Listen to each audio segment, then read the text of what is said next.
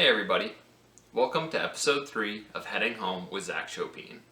On today's episode, I'm going to have a guest, Justin Towsey, join me as we discuss the 2021 Topps Baseball Series 1 baseball cards that were released on February 10th of this year. So lace up those cleats and round third for another exciting episode of Heading Home.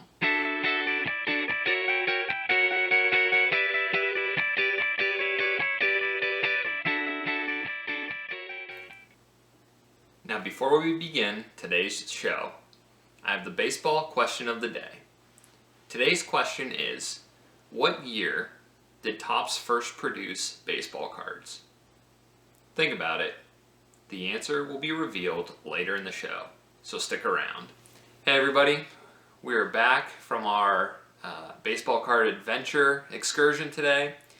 Joining me today is Justin Towsey as my guest. And today we're going to be talking about the Topps 2021 Baseball Card Series 1 cards.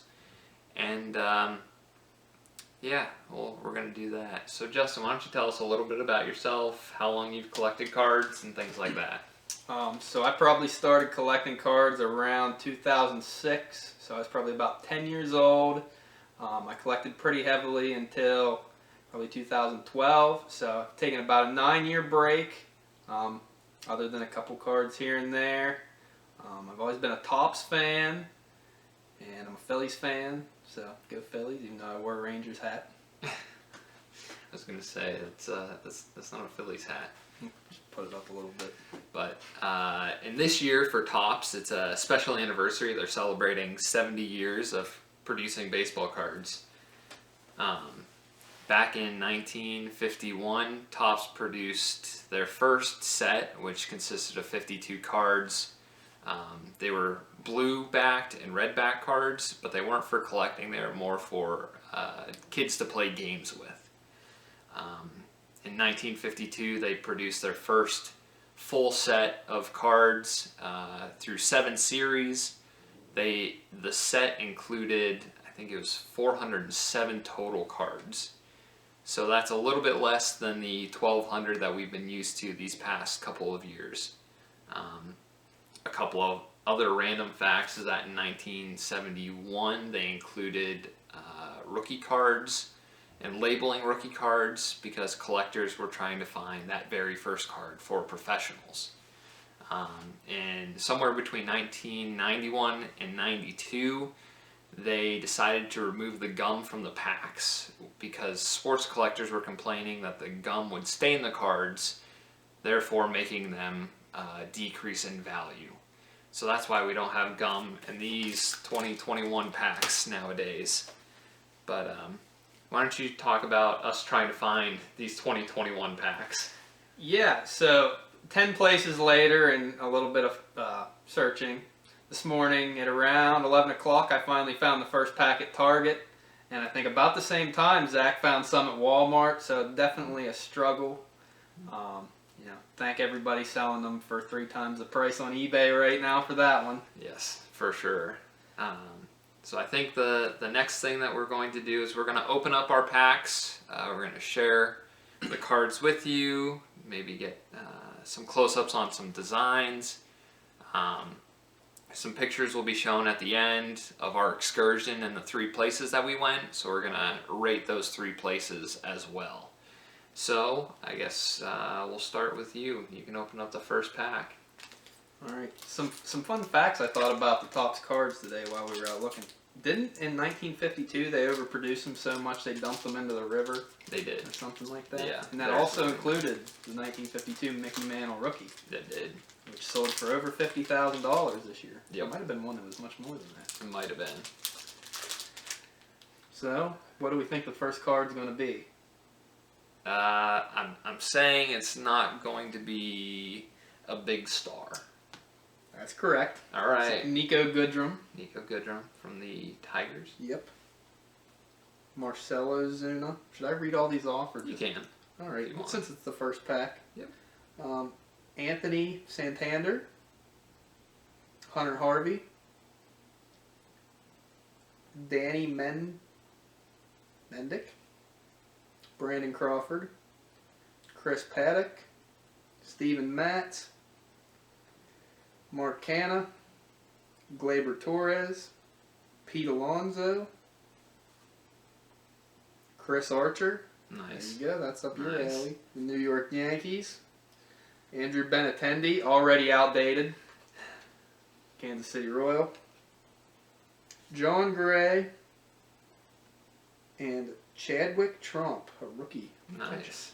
Nice. So what we're going to do with these cards at the end is we are both going to create our own lineups, and we're going to have you guys judge them in the comments section and let us know who has the better lineup. I can hear that you have some players that you might be able to include, but not many. Maybe one. Maybe one. Hopefully just one. Yeah. All right. I guess it's my turn now. It's been a while. It's like 3 hours ago. Oh, that was a bad rip. Alright, so my first card is Eloy Jimenez, followed by Chris Davis, Freddie Freeman, I think I found my first baseman, Rafael Devers, Marcell Ozuna, Zach Britton, Willy Adames, Matt Shoemaker, card number 1 for this year, Fernando Tatis Jr. Wow, I'm taking a loss on this. You might very well. Looks like blue paneled Willy Adames, Joey Votto, Ronald Acuna Jr. Who is that? Yuli Gurriel, Ian Kennedy, Shane Bieber, and a Los Angeles Dodgers hands up, masks up team card. So I guess we'll finish opening our packs and we'll get back to you with our formed lineups. So stay tuned.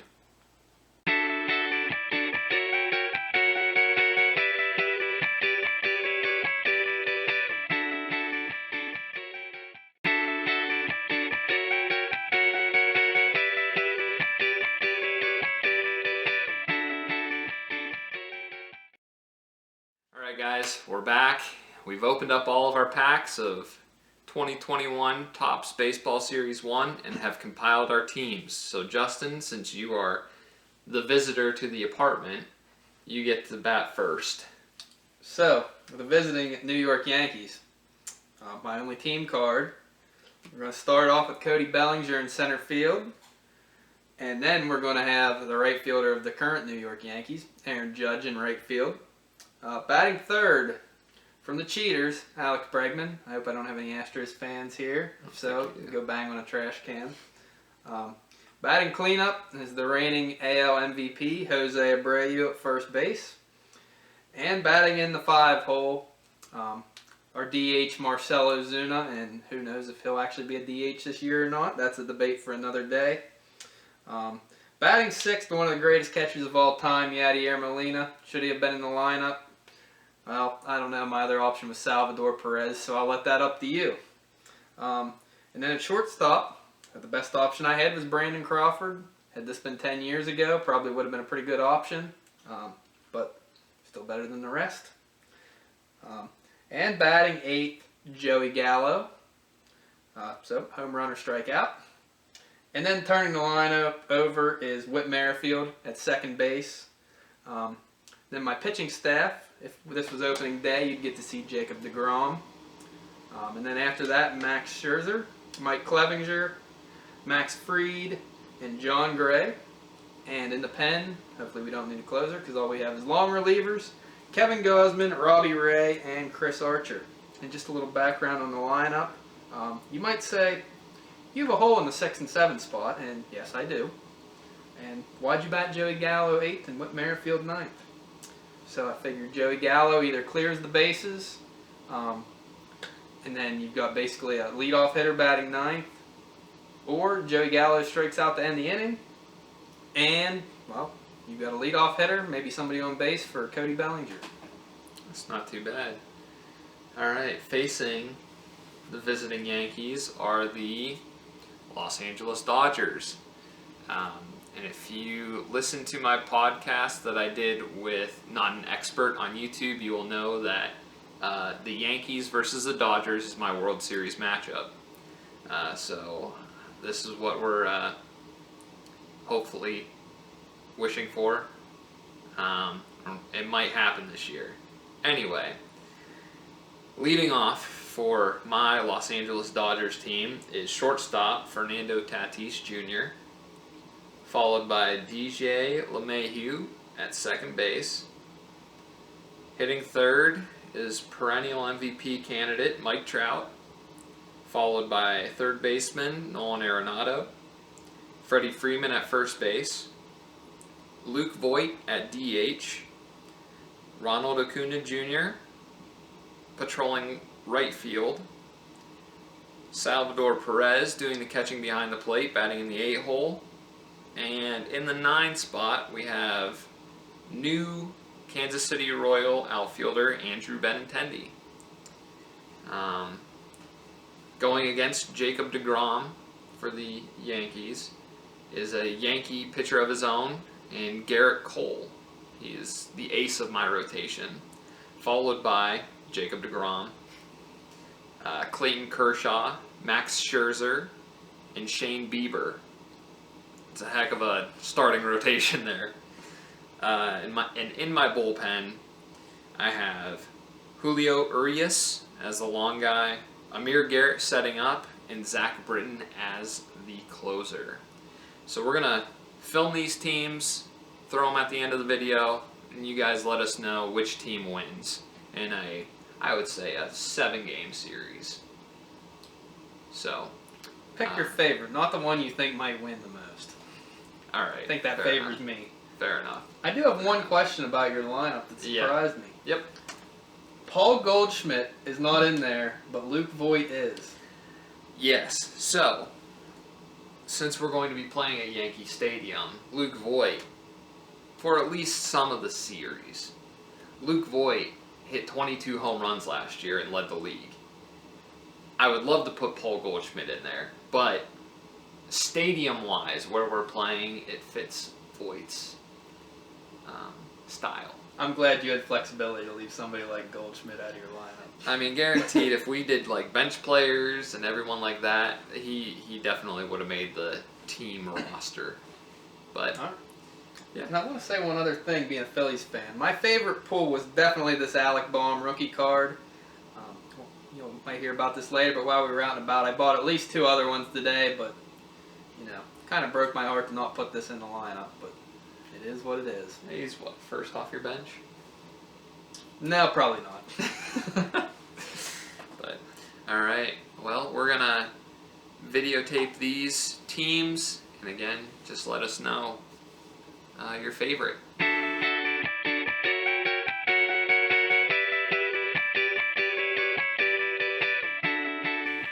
Alright guys, now that we are done putting together our teams, we're going to review each of the card places that we went to. So we went to 3 different places: SportsCard Junction, SportsCards, etc., and Kel's Sports Cards, I believe. Yeah. Yeah, all around the Pittsburgh area. We'll just go with Kel's. Yes, yes. So at SportsCard Junction, what did you think of the place? Their prices were good on the new packs, and they had some older stuff there that seemed priced pretty good. Not a ton of loose cards though. That was kind of their downfall for me. It was also the farthest away, if we're going to factor that in. But I don't really think that's fair to factor in. But if they had more loose old used cards, I think that would improve it. But overall, it was a good place. I would go back. Yeah, I would have to agree. The prices, like Justin said, were pretty fair.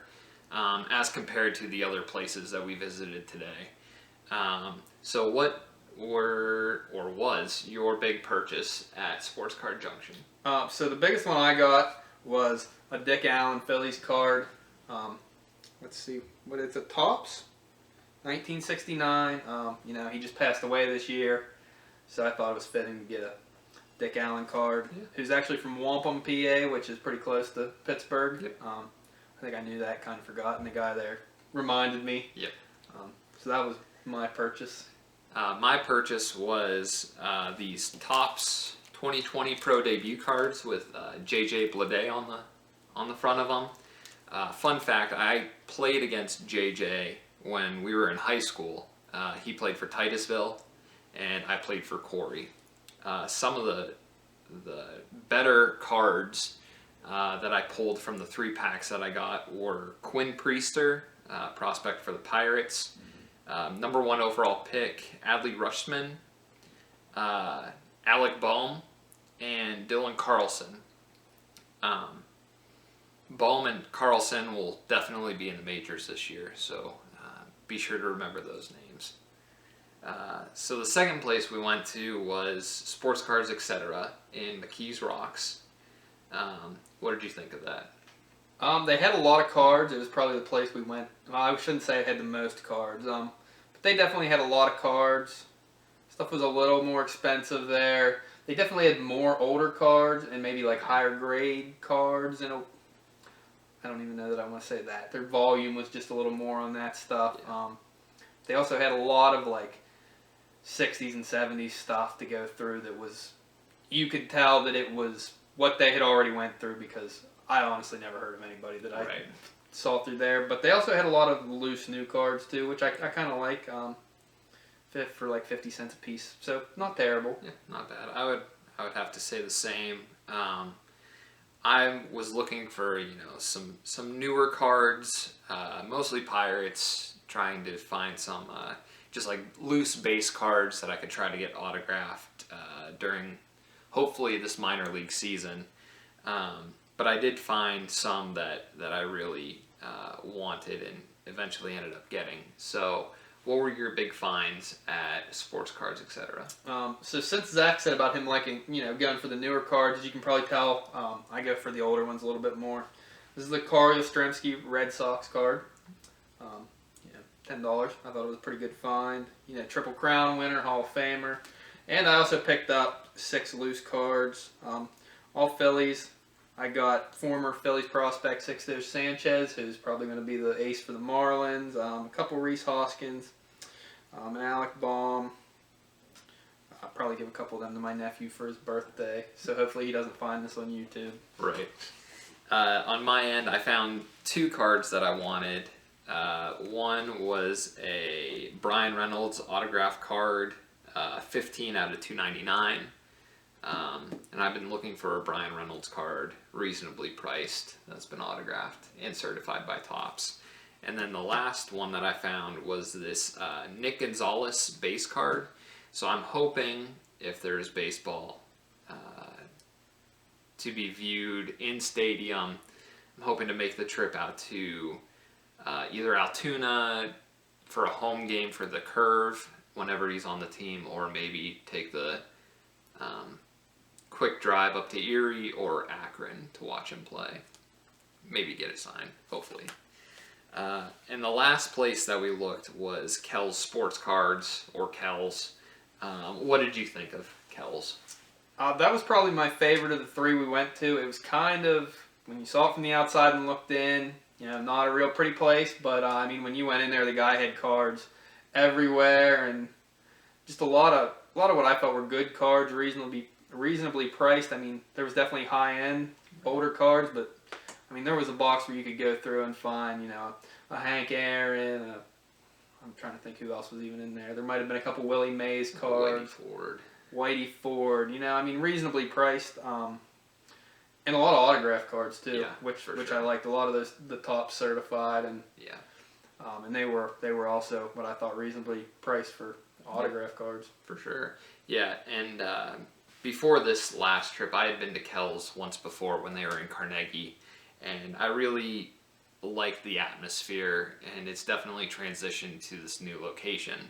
But like Justin said, reasonably priced, autographed, top certified cards, also a lot of relic cards with either pieces of bat or jersey or logos or whatever. But Kel's is definitely one of my favorites. So what did you get at Kel's? So the first thing, kind of on the lower end, I picked up a Manny Machado and a Max Scherzer. The Max Scherzer's numbered out of 71 out of 99. Picked them up for $1. The guy rounded my price down, so I pretty much got them for free. And this was probably my favorite find, was this Steve Carlton rookie card with the Cardinals, who I don't think he ever really, might have played a season or two, a couple games, but I mean, you know, a Phillies legend. Yeah. So that was a no-brainer for me for the price. And then I also got these 2 autographs, a Gavin Biggio and a Reese Hoskins. Hoskins is one of my favorite players right now, and Gavin Biggio I really like because I remember when his dad, Craig Biggio, was inducted into the Hall of Fame. He's kind of one of the first people I remember being inducted into the Hall of Fame in my lifetime, so that last name kind of means something to me. Yeah, for sure. Yeah, those are some good finds. On my end, I found 3 future and current prospects, autograph-wise. The first one was pitcher slash, I don't know if he DHs or hits anymore or is a first baseman, but Rays prospect Brendan McKay. The second one was Pirates outfield prospect Travis Swaggerty. And the last one, relating back to the 2020 Topps Pro debut cards, was JJ Bleday. And as soon as I saw this card, I knew that I had to get it. But overall, Justin, what, on a scale, I guess not a scale, a rating from first to third, how would you rate the places that we went to? So I'd probably give Kells the first place, just because of the volume and the quality of cards that they had. Then the other 2 were pretty close in my mind. SportsCard Junction, definitely the price was good, and I liked that. But like I said, the volume was a little low. But I think I'm going to give that second. Then SportsCards, etc., coming in third. But I mean, they were all good places to go. I'd go back to any of them, and you know, it was really what you're looking for too. Yeah. I mean, different. If you were looking for something really high end, I might go to SportsCards, etc. first, because some of the graded stuff that they had in there. But I would have to piggyback off of that and say Kells definitely by far was our favorite. And then if you're looking for newer cards, you know, 2020, 2021 cards for, you know, baseball, basketball, football, NASCAR, anything you want, SportsCard Junction has it. Whether it's single packs, hobby packs, you know, blaster boxes, things like that.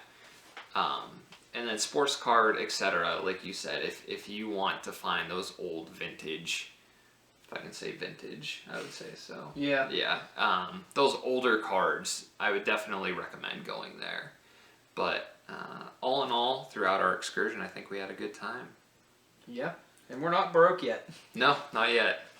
Close. But, well, Justin, after, well, what time is it? After, 4.5 hours. It's been nice talking cards with you, opening cards with you, and I hope to have you back on the show. Thank you. Now I'm heading home. All right.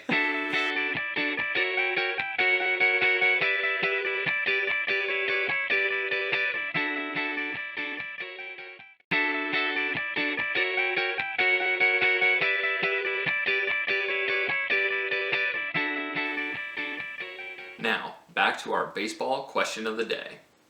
If you paid attention during the show, this should be easy to answer. The question was, what year did Topps start producing baseball cards? The answer, 1951. And that will do it for another episode of Heading Home with Zach Shopene. If you like this video, give us a thumbs up below, subscribe to our channel, make sure you follow us on Instagram at heading_home_with_Shopes. And be sure to check out the blog, which is in the description below. As always, stay safe, God bless, and play ball.